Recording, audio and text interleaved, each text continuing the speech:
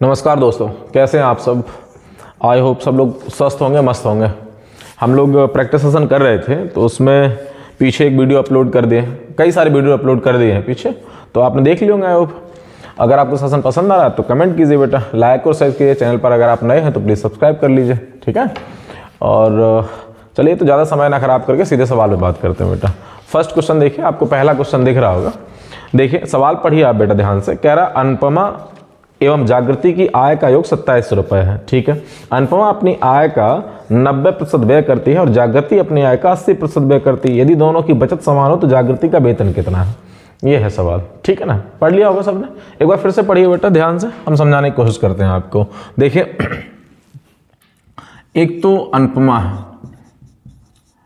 ठीक है ना, अनुपमा है और जागृति है, दो है ये, ठीक है, अनुपमा और जागृति, ठीक है। अब सवाल कह रहा था कि अनुपमा अपनी आय का 90% व्यय करती है, ठीक है, और जागृति अपनी आय का 80% व्यय करती है, ठीक है। यदि दोनों की बचत सेम है। अब देखो अनुपमा, अगर हम अनुपमा की बात करें, ये अपनी आय का कितना व्यय करती है, तो अनुपमा अपनी आय का 90% व्यय करती। अगर 90% व्यय कर देती ना बेटा, अगर इसने अपनी आय का 90% व्यय कर दिया तो फिर इसने बचाया कितना, तो आप कहोगे सर इसने 10% बचाया, इसका 10% बच गया। और जागृति अपनी आय का 80% व्यय करती है तो इसने कितना बचा, तो आप कहोगे सर इसने 20% बचा दिया। सवाल कह रहा था दोनों की बचत इक्वल है बेटा, दोनों की बचत जो है ना वो सेम है। अनुपमा की आय का 10% इज इक्वल टू जागृति की आय का 20%। बस यहां से सॉल्व कर देते बेटा, अब कुछ भी नहीं करना था आपको। यह है अनुपमा और यह है जागृति। अनुपमा की आय का 10% यहाँ हो गया और जागृति की आय का 20% ये हो गया। आप इसे कैंसिल कर देते बेटा, तो ये होगा 2:1, 2:1। अनुपमा और जागृति की आय का रेशियो 2:1 है। टोटल इनकम कितनी हो गई यहाँ से 3 यूनिट। सवाल में टोटल इनकम दे रखी है बेटा 2700, ठीक है बेटा। अगर 2700 तो 900, 9×3 हो गया। आपसे पूछा अगर जागृति के पूछ देते बेटा तो 900, तो 900 हो गया बेटा। और इसके अगर अनुपमा की बात करते हैं तो ये हो गया कितने बेटा 1800 रुपये। आपसे किसका पूछा था, आपसे पूछ रहा था जागृति का वेतन बताइए, तो जागृति का वेतन हो गया 900 रुपये बेटा। कितना हो गया 900 रुपये। सिंपल, एकदम से आसान है। थोड़ा सा इसने चेंज किया था कि अनुपमा कितना व्यय करती थी है 90% और जागृति कितना व्यय करती है 80%। तो फिर बचत कितनी है दोनों की, तो अनुपमा का 10% बचत है और जागृति की 20% बचत है। दोनों की बचत कैसी बेटा, दोनों की बचत सेम है तो दोनों की बचत इक्वल कर दी। अनुपमा यहाँ और जागृति ये है तो इसका 20%, इसका 10%, दोनों इक्वल होंगे, तो रेशियो कर दिया बेटा 2:1 हो गया, ठीक है ना भाई। तो यहाँ से देख लिया टोटल इनकम 3 यूनिट बनी, सवाल में 2700 है, 3 27 से बराबर है, 1 यूनिट का मान 900 हो गया, 1 बराबर 900, 2 बराबर 1800, ठीक है ना। जागृति की वेतन पूछा है तो 900 रुपये है, ठीक है, बिल्कुल आसान है। चलिए बहुत जल्दी दूसरा क्वेश्चन कह रहा है बेटा, एक उत्सव में महिलाओं तथा पुरुषों का अनुपात 3:2 है, ठीक है। 20 और पुरुषों के आ जाने से इस अनुपात के पदों के क्रम में पारस्परिक परिवर्तन हो जाता है, ठीक है। उत्सव में महिलाएं कितनी हैं, चलिए बिल्कुल इसी बेटा ध्यान से देखो। एक उत्सव है जिसमें महिला है, ऐसा कह रहा था कि एक उत्सव है जिसमें महिला और पुरुष दोनों हैं, ठीक है ना, महिला पुरुष दोनों हैं, जिनका रेशियो दे रखा था, ये रेशियो बेटा 3:2 है, 3:2 है, ठीक है ना। महिला और पुरुष का रेशियो क्या है 3:2 है। अब सवाल ये कह रहा था कि अगर इसमें पुरुष और आ जाए तो ये रेशियो है ना जो 3:2 है ये पलट जाता है बेटा, ये हो जाता 2:3 हो जाता है। ऐसा सवाल कह रहा। ऐसा होता कब है, जब पुरुषों की संख्या 20 बढ़ जाती है। अगर पुरुष 20 और आ जाए, 20 पुरुष और आ जाए तो ये जो रेशियो 3:2 था ये 2:3 हो जाता है, ठीक है ना। कितना हो जाता है बेटा 2:3। अब एक बात आप सोचिए बेटा, ध्यान से समझिए इस बात को। इसने कहा कि पुरुष आ जाए 20, तो ठीक है, पुरुष पहले 2 थे अब 3 हो गए, माने रेशियो में 1 पुरुष आ गया और यहाँ 20 आ गया, तो ये बात तो ठीक लगी। लेकिन महिला की संख्या पहले 3 थी और अब 2 रह गई। महिलाएं कब कैसे हो सकती है, महिलाएं तो इसने चेंज की नहीं, महिलाओं को तो हटाया नहीं समूह से, ना तो और लाया है। तो जब महिलाओं की संख्या सेम थी तो महिलाओं को सेम कर देते बेटा, यहाँ 2 से गुणा कर दो और यहाँ 3 से गुणा कर दो। महिलाओं की नंबर जो है ना बेटा, महिलाओं की संख्या सेम कर दो, बस यहाँ भी 2 से गुणा कर दो और यहाँ 3 से। तो आप कह सकते हैं यहाँ 6 महिलाएं थी और पहले पुरुष थे कितने बेटा 4, बाद में महिलाएं तो 6 ही रहीं, लेकिन पुरुष हो गए बेटा कितने, 9। तो यहां से आप देख सकते हैं बेटा पुरुषों की संख्या में कितनी वृद्धि आई। तो आप कहोगे सर पुरुष 5 यूनिट, 5 अनुपात बढ़ गए और इसके बराबर सवाल में 20 पुरुष आए हैं। तो 5 यूनिट का मान अगर 20 है तो फिर 1 यूनिट का मान, 1 अनुपात का मान 4 हो गया। आपसे पूछ रहा था कि उस समय महिलाओं की संख्या कितनी है, तो महिलाओं की संख्या अनुपात में 6 यूनिट है, तो फिर 6 का मान कितना होगा, 6 का मान कितना होगा बेटा, तो हो जाएगा 24। कितना हो जाएगा बेटा, 24। 24 महिलाएं पहले 24 महिलाएं थी समूह में, पहले भी और बाद में भी, बस पुरुष बढ़ गए, इसका ध्यान रखना है बेटा। आ गया होगा समझ में। भाई पुरुषों की संख्या चेंज हो रही है, पुरुष 20 एक्स्ट्रा आ रहे हैं बेटा और आ रहे हैं, तो ठीक है पुरुष बढ़ जाने चाहिए, लेकिन महिलाओं की संख्या में तो कोई चेंज नहीं हुआ था, तो महिलाओं की संख्या सेम करनी थी, तो हमने महिलाओं की संख्या सेम रख ली और उसके बाद सॉल्व कर दिया बेटा। आ गया होगा समझ में, आयो ठीक है। अगर पसंद आ रहा बेटा तो प्लीज़ लाइक और शेयर कीजिए, नहीं पसंद आ रहा तो कोई बात नहीं, आप क्विट कर सकते हैं, छोड़ देते हैं, कोई दिक्कत नहीं बेटा, ठीक है ना। अगर आपको कंटेंट ठीक लग रहा है तो प्लीज़ लाइक और शेयर कीजिए बेटा, ठीक है। चलिए नेक्स्ट देखिए बेटा, अगला सवाल देखिए ध्यान से। नेक्स्ट क्वेश्चन आपको दिख रहा होगा, एक धनराशि को 2 भागों में इस प्रकार बांटा जाता है कि एक भाग का 3 गुना दूसरे भाग के 10 गुने के साथ जोड़ने पर संपूर्ण का 7 गुने के बराबर है, तब भागों का रेशियो क्या है। ठीक है, ध्यान से देखिए बेटा, कुछ भी नहीं है, कह रहा था एक धनराशि है, एक कोई धनराशि है जिसे 2 पार्ट में बांटा गया है। ठीक है, पहले का एक भाग का 3 गुना और दूसरे के 10 गुने को जोड़ दिया जाए। चलिए देखिए ध्यान से, मान लीजिए एक धनराशि बेटा ए मान ली हमने, ठीक है ना, और इसका 3 गुना, दूसरी धनराशि बेटा बी, दूसरा भाग बी मान लिया, सवाल कह रहा है ये, और इसका 10 गुना। इन दोनों को अगर जोड़ दिया जाए तो टोटल धनराशि बेटा कितनी बनी, ए प्लस बी, दोनों मिलाकर टोटल, चूंकि धनराशि में मान ली बेटा टोटल ए प्लस बी है, मान लीजिए, अब उसके 2 हिस्से कर दिए तो एक ए भाग हो गया और बी हो गया, तो ए का 3 गुना बी का 10 गुना। अगर ए का 3 गुना और बी का 10 गुना दोनों को इकट्ठा कर दिया जाए तो कुल राशि का 7 गुना हो जाता है, कुल राशि का 7 गुना हो जाता है। बस हो गया सवाल बेटा, ये देख लीजिए 3a हो जाएगा, ये 7a होगा बेटा, इधर लाइए 7a, ये 7b होगा, इधर ले जाइए बेटा ऐसे 10b को, माइनस करोगे बेटा -4a हो जाएगा यहाँ और -3b हो जाएगा यहाँ, इन्हें कैंसिल कर दिए बेटा। अब अगर आप a b जानना चाहोगे बेटा तो b 3 है, इधर लाओ, और ये 4a है, इसे इधर ले जाओ, तो a और b का जो रेशियो होगा, a और b का रेशियो होगा बेटा वो होगा 3:4। कितना होगा, 3:4 होगा। ठीक है, बस इतने से पूछा था सवाल आपसे, आंसर हो गया आपका ये 3:4। बी ऑप्शन में है बेटा 3:4, यही आपका आंसर हो गया। चलिए आया होगा समझ में, बिल्कुल समझ में आएगा भाई। पीछे आप जितना भी हम एसएससी के पहले प्रैक्टिस पिछली वर्ष करवा दिए थे आप वो देखिए, और इधर वाला जो अब करवा रहे हैं वो भी देखिए बेटा। ठीक है, अगर आपको लग रहा है एकदम से बिल्कुल एसएससी के पॉइंट ऑफ व्यू से सही चल रहा है सेशन, तो प्लीज आप लाइक और शेयर कीजिए। ठीक है बेटा, चलिए नेक्स्ट देखिए बेटा, कह रहा एक विद्यार्थी ने किसी संख्या को 5/3 से गुणा करने के स्थान पर इसे 3/5 से भाग कर दिया, परिकलन में कितनी त्रुटि कर दी उसने। एक विद्यार्थी है, उससे कहा गया कि आप किसी संख्या को 5/3 से गुणा कर दो, ठीक है ना, उससे कहा गया कि आप क्या करो 5/3 से गुणा कर दो। इसने इसके स्थान पर 3/5 से गुणा कर दिया, करना था 5/3 से गुणा, ठीक बेटा, लेकिन उसने कर दिया 3/5 से गुणा। तो बताओ परिणाम में कितने प्रतिशत त्रुटि कर दी, कितने प्रतिशत उसने परिणाम में त्रुटि कर दी, ये सवाल है। ठीक है ना, अब ध्यान से देखिए बेटा, एक काम करते हैं, हम संख्या खुद से मान लेते हैं। सपोज दैट कोई संख्या, अब कैसी संख्या मान ले, तो यहाँ हर 3 है बेटा और यहाँ 5 है, तो 3 और 5 माने आप 15 मान लो, इनका एलसीएम मान लो, संख्या सपोज दैट 15 मान ली बेटा। अब आपसे कहा जाए या किसी लड़के से कहा गया कि आप इस 15 का 5/3 निकालो, तो आपको लाना चाहिए था कितना बेटा, तो आपको सर 25 आना चाहिए था, लेकिन उस लड़के ने क्या किया, इस संख्या का 3/5 निकाल दिया, 3/5 से गुणा कर दिया, करना था 5/3 से, तो उसने निकाल दिया, देखो 5 दिया 15 और 3 दिया 9। परिणाम सही था, 15 का निकालना था कितना बेटा 5/3, तो 25 आना चाहिए था, लेकिन उसने 15 का 3/5 निकाल दिया तो 9 आ गया। तो परिणाम सही ये था और गलत ये है। तो परिणाम में कितने प्रतिशत की त्रुटि है? तो आप कहोगे सर 25 आना था, 9 आया, तो 16 की त्रुटि है। 16 का कम है। 16 कितने से कम है बेटा? 25 पे 16 कम है। तो बताइए कितने प्रतिशत की त्रुटि है? तो 25 चौको 100, 16 चौको 64। ठीक है बेटा, इसका मतलब परिणाम में 64% की त्रुटि है। 64% त्रुटि है परिणाम में बेटा। बताइए अगर नहीं समझ में आ रहा तो हमने ये संख्या मान, आप कोई भी वैल्यू मान लेते, बस ऐसी होती जो 3 और 5 से आसानी से कट जाती।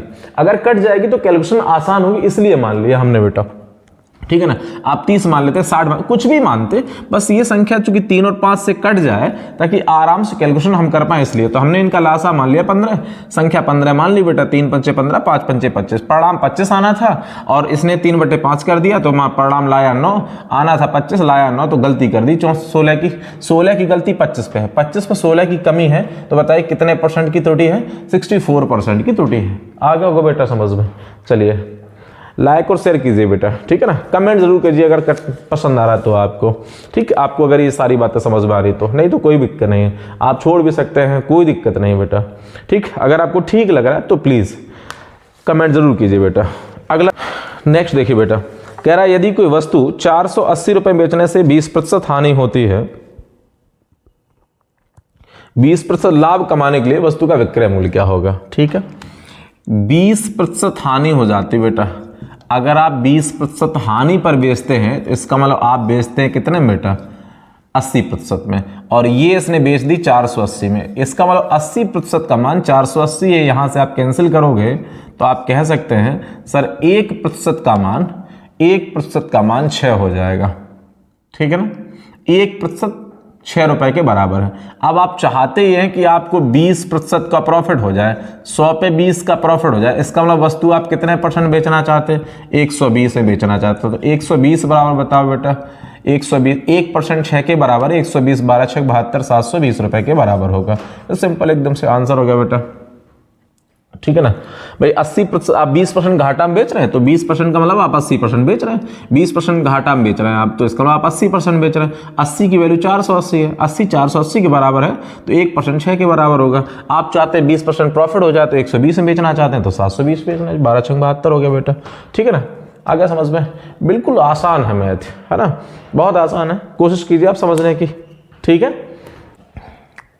नेक्स्ट क्वेश्चन देखिए बेटा, कह रहा है 3 लगातार विषम संख्याओं का योगफल विषम संख्याओं के बीच की सम संख्याओं के योगफल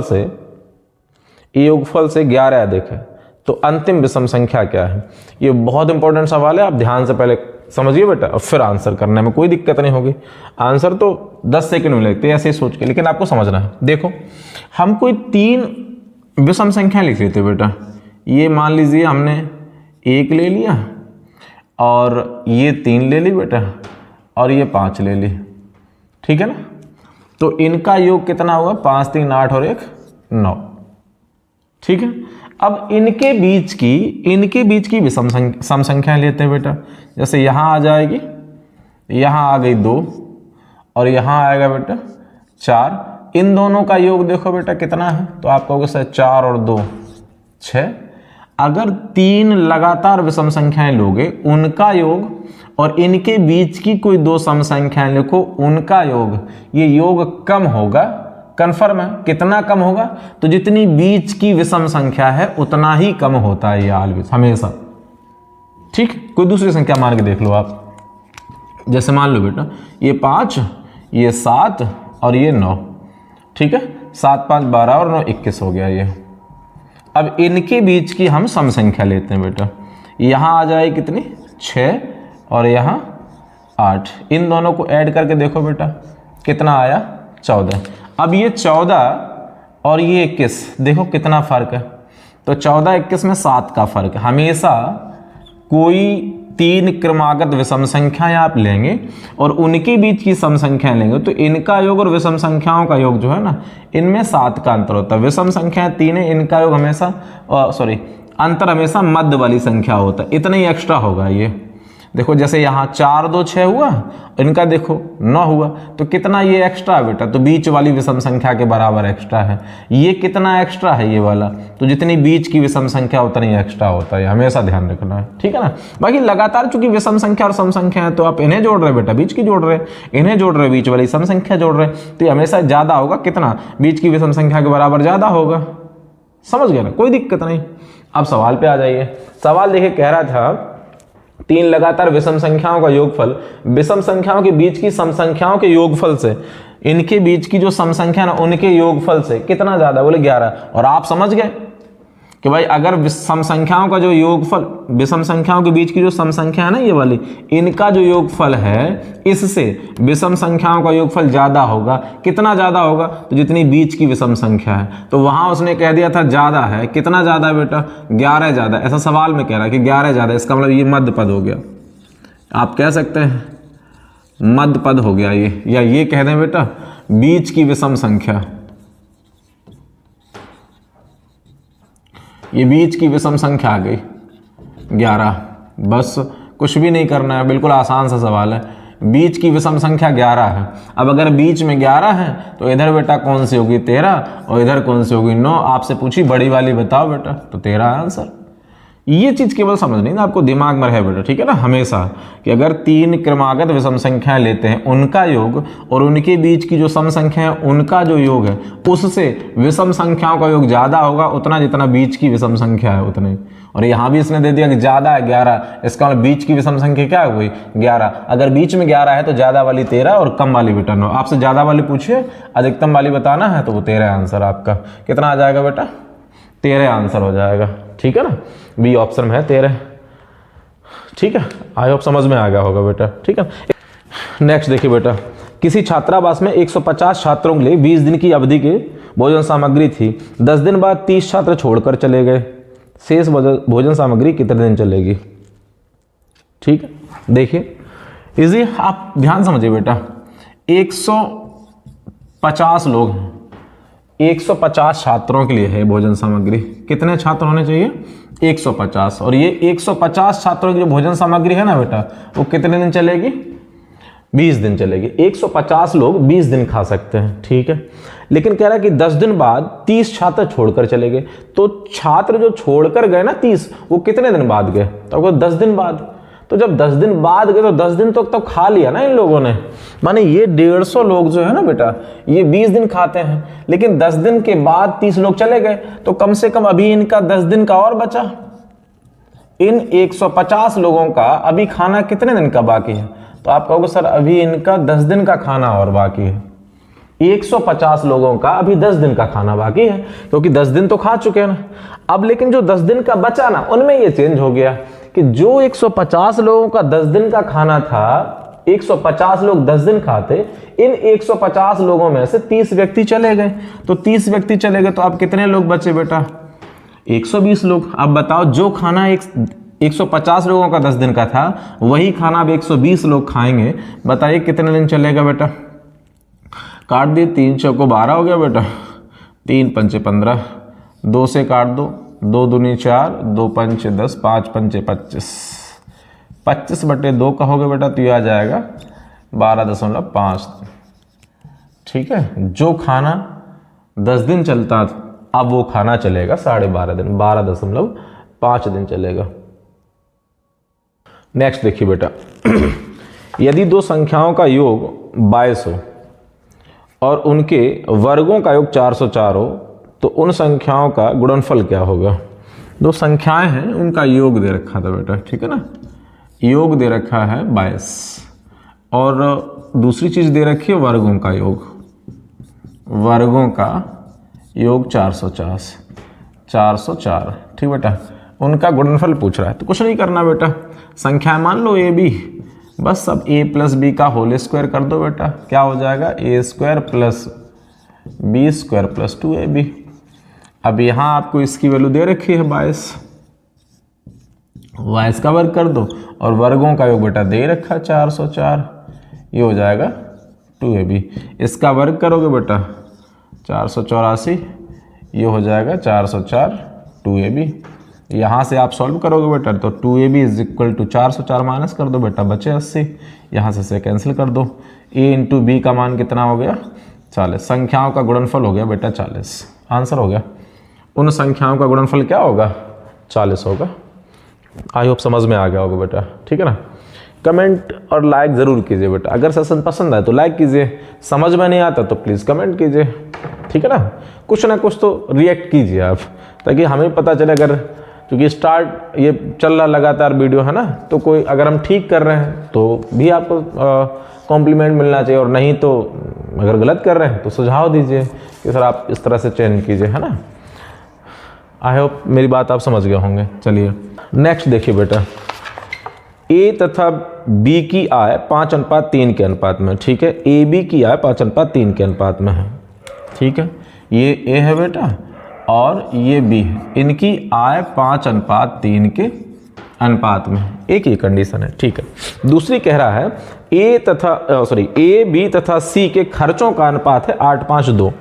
ए बी सी 3 है, ए बी और सी, इनके खर्चों का अनुपात बेटा 8:5 8, 5 और 2, ये इनके खर्चों का अनुपात। ये इनकम है, ये आय है बेटा, और ये व्यय है, खर्च है, ठीक है ना। ये खर्च है, खर्च का रेशियो है। आगे कह रहा था यदि सी 2000 रुपये खर्च करता है तथा बी 7000 रुपये बचाता है, तब ए की बचत कितनी होगी, ये पूछा है। चलिए तो ठीक, कोशिश करते हैं हम लोग। देखो बेटा, यहाँ से आप कैलकुलेट कर दें, और इनमें अर्थमेटिक्स में सबसे इंपॉर्टेंट होता है कि आप किसी रियल नंबर को अनुपात के साथ, प्रतिशत के साथ कंपेयर करना समझ जाओ बस। तो यहाँ रियल नंबर 2 जगह दिए हैं, एक तो बेटा सी का व्यय दिया है 2000 रुपये, ये व्यय है, और दूसरा बी की बचत दी है, बी की बचत है बेटा 7000 रुपये। तो 2 जगह ये रुपए दिए, रियल नंबर दिए, तो अब इनका यूज करो बेटा। यहाँ से देखो ये व्यय है 2 और इसका सी का व्यय 2, तो इसका मतलब ये हो गया कि 2 2000 के बराबर है। फिर इसका मतलब अगर 2 2000 के बराबर है तो 5 5000 के बराबर हो गया, और 8 8000 के बराबर हो गया। कोई दिक्कत नहीं बेटा, तो ये इनका व्यय आ गया। अब दूसरी बी की बचत कितनी है बेटा 7000 रुपये, बचत कितनी है 7000 रुपये, और बी देखो यहाँ से खर्च कितना करता है 5000। अगर बी 5000 खर्च करता है और 7000 बचाता है तो इन दोनों को जोड़ दो बेटा, ये वाले तो इसके बचत है और ये वाला व्यय है, तो व्यय और बचत जोड़ दो बेटा, 12000 रुपये बी की आय है। बी की इनकम हो गई बेटा कितनी 12000 रुपये। अगर बी 12000 के बराबर है तो फिर ए की आय बेटा, ए की आय 4 पंचे 20, 20,000 रुपये है। ए की आय 20,000 रुपये है, ठीक है। सवाल आपसे पूछ रहा था ए की बचत बताइए, ए की बचत बताइए बेटा। कोई दिक्कत नहीं, कमाते हैं 20,000, ए कमाता 20,000 है, और खर्चा देखिए बेटा 8,000 है, 8,000 खर्चा कर देते हैं। इसका मतलब बचत कितनी हो गई बेटा 12,000 रुपये। ए की जो बचत है वो 12,000 रुपये है। ए की बचत कितनी है 12,000 रुपये है, ठीक है बेटा। ए की 12,000 रुपये है। चलिए आ गया होगा समझ में आपको, ठीक है। अगर कंटेंट ठीक लग रहा बेटा तो लाइक और शेयर, चैनल पर अगर आप नए हैं तो प्लीज़ चैनल को सब्सक्राइब कर लीजिए, ठीक है। चलिए तो ये सेशन लगातार चलेगा बेटा, ठीक है। मिलते हैं आपको नेक्स्ट वीडियो के साथ। शुभ रात्रि, थैंक यू।